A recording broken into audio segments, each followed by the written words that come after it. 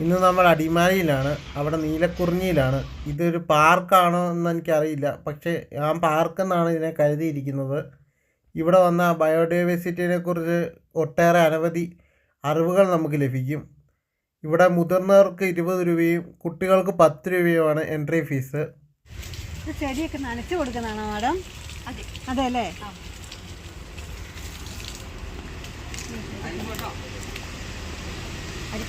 ഇതെന്ത്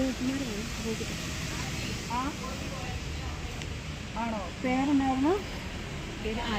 ആരതി. ഇതൊക്കെ എന്തൊക്കെ ഈ മരമൊക്കെ നല്ല രസമുണ്ട് കാണാൻ. ഇവിടെ എല്ലാം ഇത് ഇലഞ്ഞിയാണ് കാണുന്നത്. ഇലഞ്ഞി. ഇവിടെ എന്തെല്ലാം കാണാനുണ്ട്? ഒരുപാട് കാര്യങ്ങളുണ്ടല്ലേ കാണാൻ? അതേ ഉണ്ട്. അതായത് നമ്മൾ മൂന്നാറിൻ്റെ ബയോഡൈവേഴ്സിറ്റീനെ പറ്റിയാണ് പറയുന്നത്. മൂന്നാർ ബയോഡൈവേഴ്സിറ്റിയിൽ വരുന്ന ഇമ്പോർട്ടൻ്റ് ആയ കാര്യങ്ങളും റെയറായ എൻഡമിക്കും ആയ സ്പീഷീസുകളെ പറ്റിയാണ് നമ്മൾ പറഞ്ഞ് മനസ്സിലാക്കി തരുന്നത്. അപ്പം നമുക്ക് ടൂറിസം കൊണ്ട് വരുന്ന നമ്മുടെ ബയോഡൈവേഴ്സിറ്റിയുടെ ഇമ്പാക്റ്റ് കുറയ്ക്കുക എന്നുള്ളതാണ് ഹരിത കേരള മിഷൻ്റെ ഈ ഒരു പ്രൊജക്റ്റ് കൊണ്ട് ഉദ്ദേശിക്കുന്നത്. ഇതേക്കുറിച്ച് ഞങ്ങൾക്കൊന്ന് പറഞ്ഞു തരാം. ഇതാണ് ഒരാർത്തി ഇവിടെ ഉണ്ട്.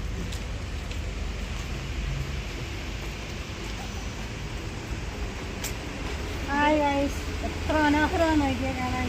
ഇവിടെ ആരതി പറഞ്ഞു തരുന്നു നമുക്ക് ഇതിൻ്റെ ഒക്കെ പ്രത്യേകതകളെ കുറിച്ച്. എന്താ ആരതി നമുക്ക് ഇതിൻ്റെയൊക്കെ ഇതൊരു ചിതൽപുറ്റാണ്. ഇത് നമ്മുടെ ചിന്നാർ വനമേഖലയിൽ കാണുന്ന ഒരു ചിതൽപുറ്റിൻ്റെ മാതൃകയാണ്. ചിന്നാർ വനമേഖല എന്ന് പറയുമ്പോൾ പൂർണ്ണമായും മഴനിഴൽ പ്രദേശമാണ്. നമ്മുടെ മൂന്നാറിൻ്റെ ബയോഡൈവേഴ്സിറ്റിയിൽ ഒരു പ്രത്യേക തരം കാലാവസ്ഥയുള്ള ഒരു പ്രദേശമാണ് ചിന്നാർ വനമേഖല എന്ന് പറയുന്നത്. മഴനിഴൽ പ്രദേശമായതുകൊണ്ട് തന്നെ ഡ്രൈ ലാൻഡാണ്. കുറ്റിച്ചെടികളും മുൾച്ചെടികൾക്കും ഇടയിൽ ഇതൊരു 1 to 2 മീറ്റർ ഹൈറ്റിലാണ് നമുക്ക് കാണുന്നത്.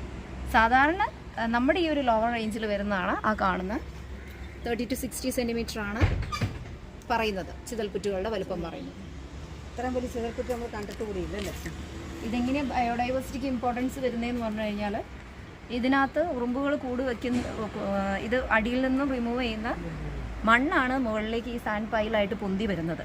അപ്പോൾ ഇവരുടെ കോളനി എന്ന് പറയുമ്പം അണ്ടറിലാണ് വരുന്നത്. അപ്പോൾ ഇവരുടെ കാറ്റഗറി എന്ന് പറയുന്നത് നമ്മുടെ ഈ തേനീച്ചകളെ പോലെ തന്നെ വർക്കേഴ്സ് ഉണ്ട്, സോൾജിയേഴ്സ് ഉണ്ട്, റാണിയുണ്ട്. അത് ആ ഒരു കാറ്റഗറി തന്നെയാണ് ഇവർക്ക് വരുന്നത്. പിന്നെ ഈ ഇതിൻ്റെ ഉള്ളിൽ ഉറുമ്പുകൾ കൂടാതെ എല്ലാതരം ഇൻസെക്റ്റുകളും തന്നെ ആവാസം ഇതാണ്. അപ്പോൾ അതിനെ പിടിക്കാനായിട്ട് ആംഫിബിയൻസ് വരും, അതിനെ പിടിക്കാനായിട്ട് റെപ്റ്റൈൽസ് വരും. അപ്പോൾ അതുപോലെ തന്നെ ഇതൊരു ചെറിയൊരു ഫുഡ് ചെയിനും കൂടിയാണ്. പിന്നെ അതുകൂടാതെ ഇവരുടെ എക്സ്ക്രീറ്റ എന്ന് പറയുന്ന ഓർഗാനിക് മാറ്ററാണ്. അത് ഈ ഒരു സറൗണ്ടിങ് ഏരിയയിൽ വരുന്ന സോയിൽ ഫെർട്ടൈൽ ആവാൻ ഹെൽപ്ഫുള്ളാണ്.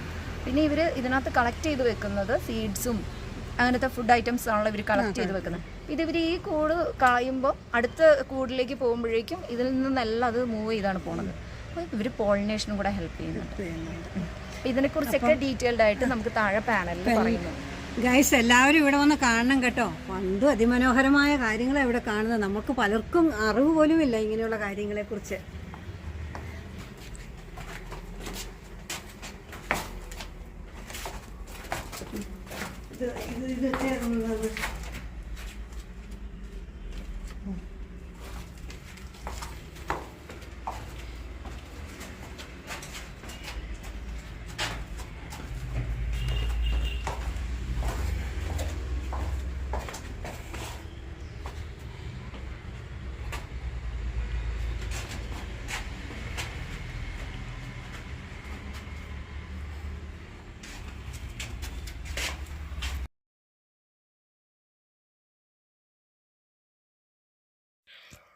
ഈ മാപ്പിൽ കാണിച്ചിരിക്കുന്നത് 11 എണ്ണവും 11 ബയോഡൈവേഴ്സിറ്റി ഹോട്ട്സ്പോട്ടുകളാണ്. ആ മാപ്പിൽ കണ്ട ഹോട്ട്സ്പോട്ടുകളെല്ലാം ഇതിൽ വിശദമായി കൊടുത്തിട്ടുണ്ട്. വീഡിയോ ആയിട്ടും പിന്നെ ക്വിസുകളായിട്ടും കൊടുത്തിട്ടുണ്ട്. ക്വിസുകൾ നമ്മളെ ഇവിടെ നിന്ന് എന്ത് മനസ്സിലാക്കിയെന്ന് വിശദമായി അറിയുവാനായി ഉപകരിക്കും. 2-3 മിനിറ്റ് ലെങ്തുള്ള വീഡിയോസാണ് ഓരോ നാഷണൽ പാർക്കിനെ കുറിച്ചും ഉള്ളത്.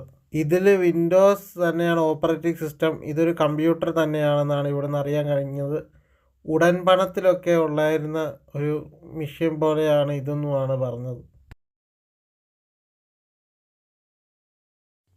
ഇത് പശ്ചിമഘട്ടത്തെ സ്കൈലാൻഡ് ഇക്കോസിസ്റ്റമാണ്.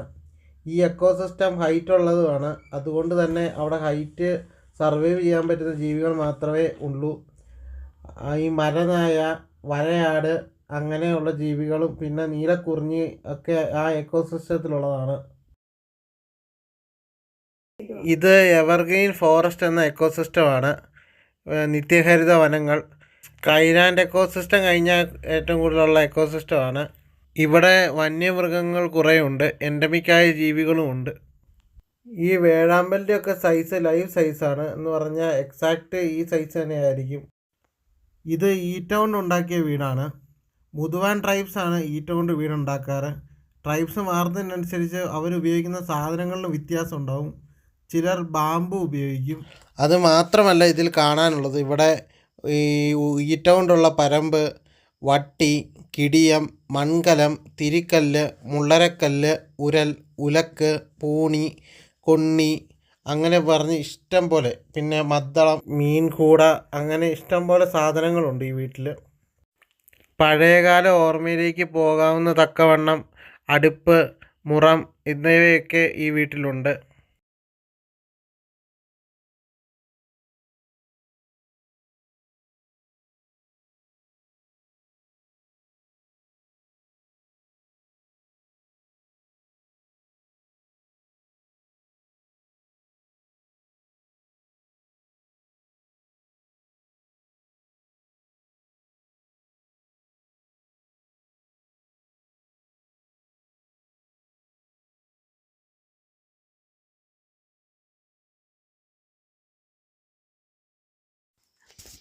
ഇത്രയും നേരം നമ്മളോട് സഹകരിച്ച് എല്ലാം മനസ്സിലാക്കി തന്ന ആരതി, അജേഷ്, ആരിഫ് എന്നിവർക്ക് ഷെയ്ക്ക് ഹാൻഡ് കൊടുക്കാം.